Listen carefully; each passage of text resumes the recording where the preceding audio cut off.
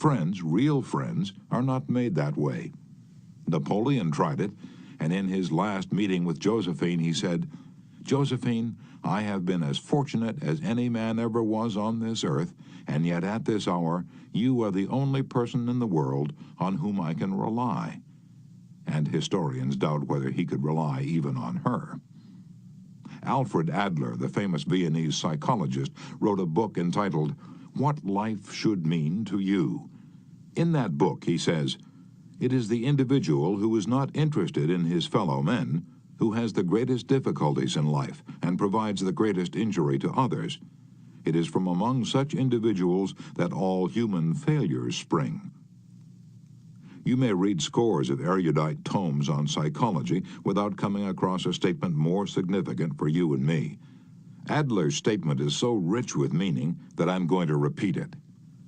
It is the individual who is not interested in his fellow men who has the greatest difficulties in life and provides the greatest injury to others. It is from among such individuals that all human failures spring. I once took a course in short story writing at New York University, and during that course, the editor of a leading magazine talked to our class. He said he could pick up any one of the dozens of stories that drifted across his desk every day, and after reading a few paragraphs, he could feel whether or not the author liked people. If the author doesn't like people, he said, people won't like his or her stories. This hard-boiled editor stopped twice in the course of his talk on fiction writing and apologized for preaching a sermon. "I am telling you," he said, "the same things your preacher would tell you. But remember, you have to be interested in people if you want to be a successful writer of stories." If that is true of writing fiction, you can be sure it is true of dealing with people face to face. I spent an evening in the dressing room of Howard Thurston the last time he appeared on Broadway. Thurston was the acknowledged dean of magicians.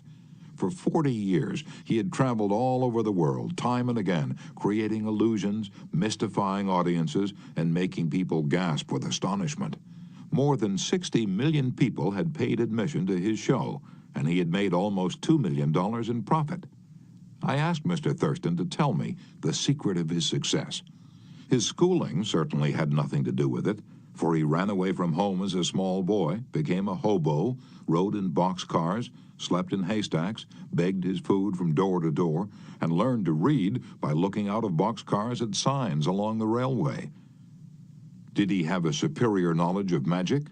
No, he told me hundreds of books had been written about legerdemain, and scores of people knew as much about it as he did.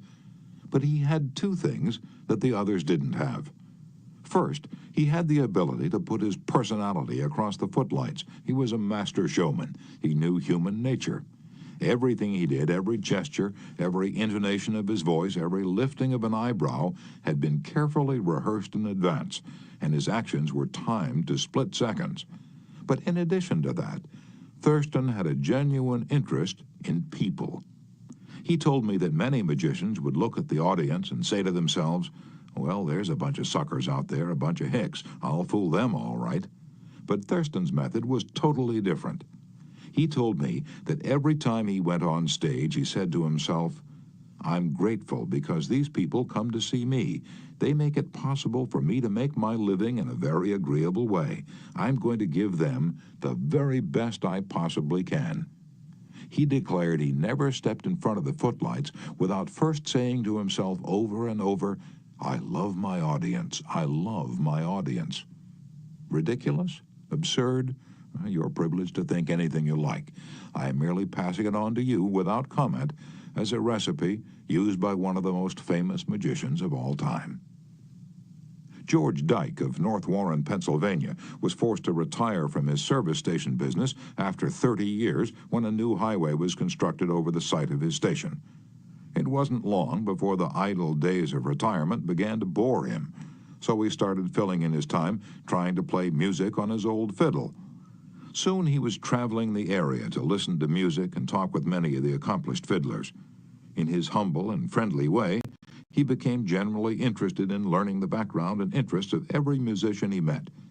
Although he was not a great fiddler himself, he made many friends in this pursuit. He attended competitions and soon became known to the country music fans in the eastern part of the United States as Uncle George the Fiddle Scraper from Kinzua County. When we heard Uncle George, he was 72 and enjoying every minute of his life. By having a sustained interest in other people, he created a new life for himself at a time when most people consider their productive years over. That, too, was one of the secrets of Theodore Roosevelt's astonishing popularity. Even his servants loved him.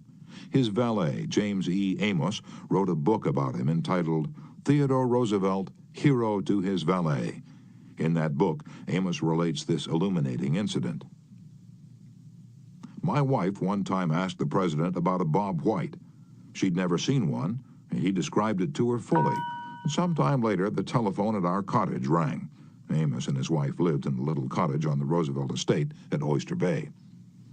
My wife answered it, and it was Mr. Roosevelt himself. He'd called her, he said, to tell her that there was a Bob White outside her window, and that if she would look out, she might see it. Little things like that were so characteristic of him.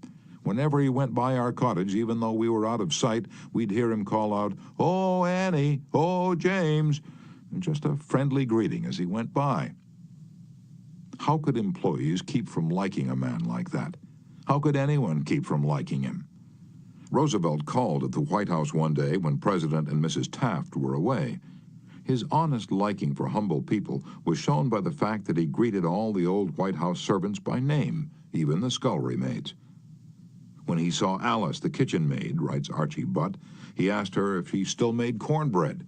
Alice told him that she sometimes made it for the servants, but no one ate it upstairs. "They show bad taste," Roosevelt boomed, "and I'll tell the president so when I see him." Alice brought a piece to him on a plate, and he went over to the office, eating it as he went and greeting gardeners and laborers as he passed.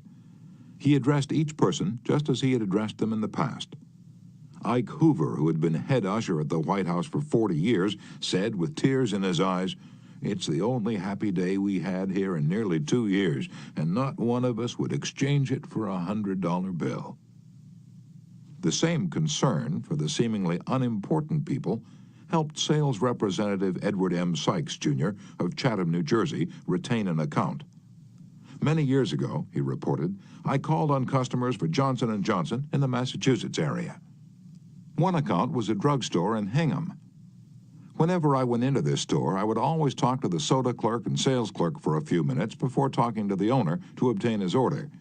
One day, I went up to the owner of the store and he told me to leave as he was not interested in buying J&J products anymore because he felt they were concentrating their activities on food and discount stores to the detriment of small drugstores. I left with my tail between my legs and drove around the town for several hours. Finally, I decided to go back and try at least to explain our position to the owner of the store. When I returned, I walked in and, as usual, said hello to the soda clerk and sales clerk. When I walked up to the owner, he smiled at me and welcomed me back. He then gave me double the usual order. I looked at him with surprise and asked him what had happened since my visit only a few hours earlier.